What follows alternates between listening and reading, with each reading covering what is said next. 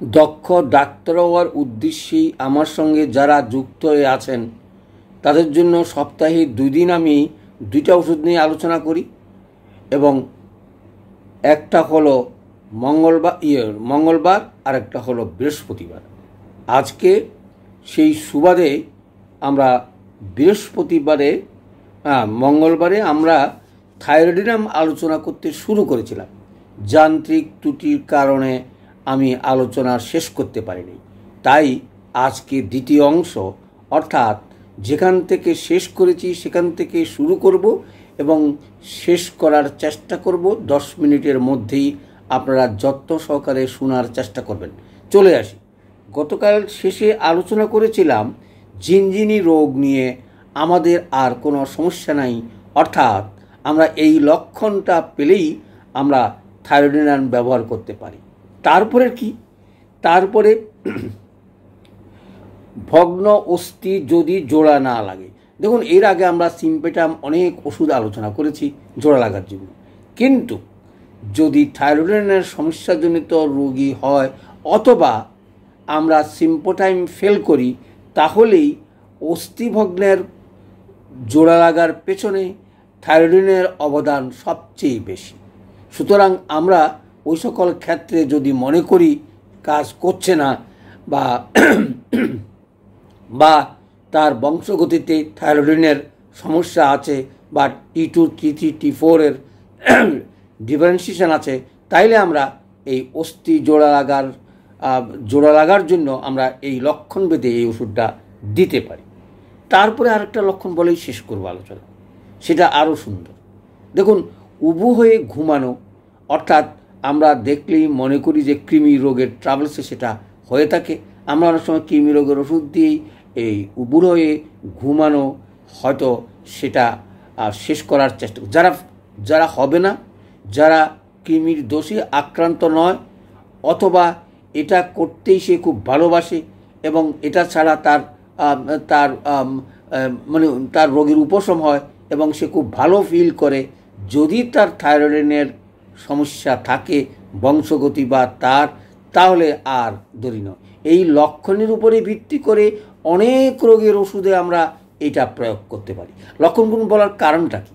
কারণটা হচ্ছে এই সকল লক্ষণ যদি থাকে, এগুলো স্পেসিফিক লক্ষণ, অর্থাৎ এই লক্ষণ দৃষ্টি যে কোনো রোগের যে কোনো সময় আমরা দিতে পারি। এক লক্ষণের ভিত্তিতে অনেকগুলো রোগ সেরে যায়। সেই কারণেই এই লক্ষণগুলো নিয়ে আলোচনা, আমরা যেন কোনো রকমেই ব্যর্থ না হই। চলে আসি, তারপরে চুল উঠে যাওয়া, টাক পড়া, এগুলো আলোচনা করছি। নিদ্রা অর্থাৎ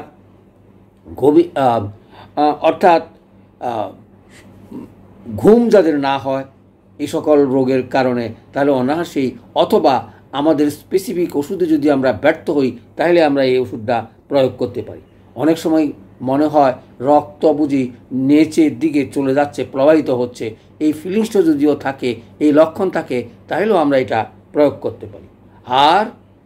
আর হচ্ছে লো ব্লাড প্রেশার যদি আমরা পাই, আমরা এটা ব্যবহার করতে পারি। তাহলে আর লক্ষণ নিয়ে আলোচনা করার দরকার নাই, এখান থেকে যে কোনো লক্ষণই আমরা বুঝতে পারবো, অথবা থাইরয়েডিনের রোগী থাইরয়েডিনাম প্রয়োগ করতে পারবো অনায়াসেই। তবে একটা কথা বারবার করে বলছি, অযথা অপ্রয়োজনীয় মাত্রা অথবা অতিরিক্ত মাত্রা অথবা গভীর ক্রিয়াশীল ওষুধগুলোকে গভীর পাওয়ার দেওয়া থেকে দূরে থাকার চেষ্টা করবেন। M1 M2 দিয়েই ঠিক করে নেবেন আপনার ওষুধ তার জন্য ফিট আছে কিনা। এই অবজারভেশনটুকু যদি যারা করতে না পারেন, অনুরোধ থাকবে দয়া করে এই নসস ওষুধগুলো, অর্থাৎ যেগুলো মানবের শরীর থেকে অথবা থেকে তৈরি হয়, সেগুলো যেন নসস ওষুধগুলো যেন ব্যবহার করা না হয়। চলে আসি, তারপরে এটা কিসের সঙ্গে আমরা তুলনা করতে পারি। যেই কথাগুলো আসছে, যেই রোগগুলোর কথা বললাম, সেখানে প্রথমে যদি আমরা পাই ভ্যারাইটা কার্ভ, ক্যালকেরিয়া কার্ভ, টিউবারকুলিনাম বোবিনাম, অর্থাৎ নেট্রামিউর, যে সকল ওষুধে গভীর ক্রিয়াশীল এবং টিউবারকুলার মায়াজমের উপরে কাজ করে, সেখানেই যদি ব্যর্থ হই, সেখানে যদি আমরা বুঝতে পারি এই বডিতে তার প্রথম থেকেই থাইরয়েডের সমস্যা আছে, থাইরয়েডের সমস্যা আছে, অথবা গলাগণ্ড অথবা টেস্টে তার ধরা আছে, অথবা আমরা বুঝতে পারছি, তাহলে আমরা অনায়াসেই এই ওষুধ যে কোনো জটিল রোগে ব্যবহার করতে পারি। এন কোনো রোগ নেই যে আপনি ব্যবহার করতে পারবেন না। এটা শরিক সাইকোটিক হইয়া টিউবারকুলোসিস। তারপরও যদি কোনো কারণে উপদংশজনিত কারণে দৃষ্টিস্বল্পতা অন্য রোগগুলো যদি হয়ে থাকে, যেগুলো ক্ষতজনিত ছাড়া, যেমন রক্তপাত, অর্থাৎ যে কোনো অঙ্গ থেকে রক্তপাত হলেও আমরা এটা প্রয়োগ করতে পারি। সেখানে হয়তো সিফিলিটিকভাবে ক্ষতজনিত রোগে ব্যবহার করা অনেক সময় যায় না, কিন্তু ক্ষত ছাড়া সিফিলিটিক মায়াজমের আর যে সকল লক্ষণ বা রোগ থাকে আমরা অনায়াসেই আমরা এটা প্রয়োগ করতে পারি।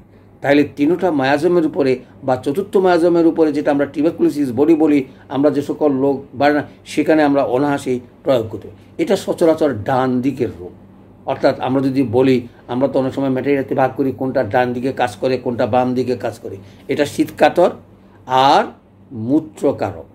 অর্থাৎ এই ওষুধটা খালি অনেক সময় দেখো শোধ টোধ হয়ে গেলে, প্রস্রাব হলে শোধটা কমে যায়, সে সকল ক্ষেত্রে আমরা এই মূত্রকারক ওষুধ হিসাবে অনায়াসেই আমরা এটা ব্যবহার করতে পারি। কারণ এইগুলো জানা না থাকলেই আমরা অনেক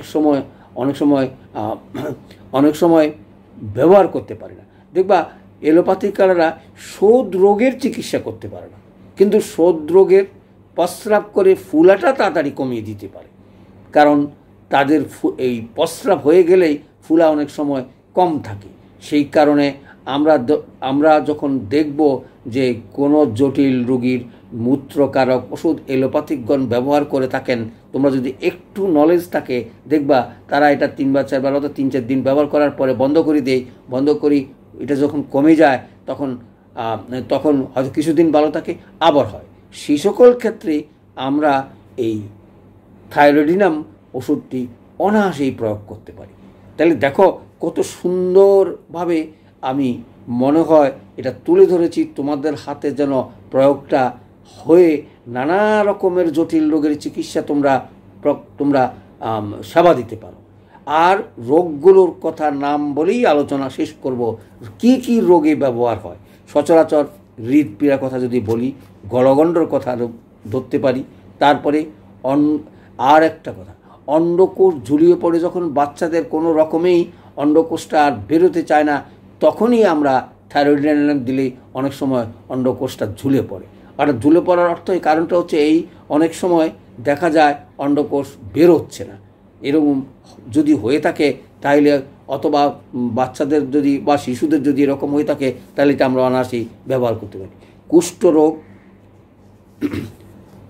চুলকানি, গর্ভিণীর অন্ডলালা, অর্থাৎ গর্ভাবস্থা যদি কারো কোনো কঠিন রোগ হয়ে থাকে এবং সেটা যদি প্রস্রাবজনিত কারণে অন্ডলালা থাকে, প্রস্রাবের যে সকল যত রকমের অন্ডলালার কারণে যদি হয়ে থাকে, যেমন সেখানে সুগন্ধ, ওই যে আরেকদিন বলছিলাম প্রস্রাবের যদি সুগন্ধ থাকে, এই সুগন্ধ রোগেও আমরা আরেক ওষুধের সন্ধান পেলাম।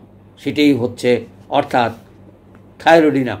অর্থাৎ যেই রোগীর থাইরয়েডের ট্রাভেলস আছে এবং তার প্রস্রাবের ভায়োলেট অথবা সুগন্ধ আছে, সেই রোগীকে আর দেরি নয়, আমরা এটা দুইটা জিনিস যদি যুক্ত হয়ে আমরা যদি এটা পাই, তাহলে অনায়াসে প্রয়োগ করতে পারি। সেদিন বলছিলাম যে প্রস্রাবের সুগন্ধ বলে সেই রোগটা প্রয়োগ করব।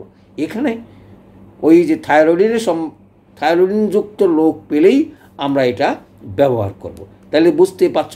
এবং সেটা খালি নয়, তার সঙ্গে ইউরিক অ্যাসিড, অন্ডলালা, শর্করা, অনায়াসে মূত্রত্যাগ, অর্থাৎ ডায়াবেটিসের রোগীর জন্য কি চমৎকার মেডিসিন, যারা ডায়াবেটিসের জন্য কি চমৎকার মেডিসিন, যারা অর্থাৎ থাইরয়েডে ভুগছে, তাদের এই ওষুধ অত্যন্ত প্রয়োজনীয়। তাহলে দেখো, এই যে সুগন্ধযুক্ত যত রকমের প্রস্রাবের ট্রাভেলস থাকুক না কেন, ইউরিক অ্যাসিড থাকুক অথবা অন্ডলালাযুক্ত থাকুক অথবা শর্করা, যেটা আমরা ডায়াবেটিস বলি, এবং অসাড়ে মূত্রত্যাগ থাকলেই আমরা অনায়াসেই এই ওষুধ প্রয়োগ করতে পারি। তাহলে এই রোগও আমরা দিতে পারলাম। চলে আসে তাহলে কামলা রোগ,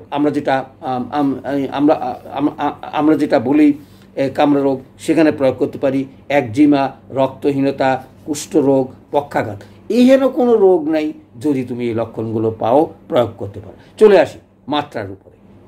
এই যে মাত্রা জ্ঞান, দেখবা আমাদের ম্যাটেরিয়া মেডিকা খুললেই মাদারের কথা বলা থাকে, চূর্ণ বিচ্ছিন্ন কথা বলা থাকে।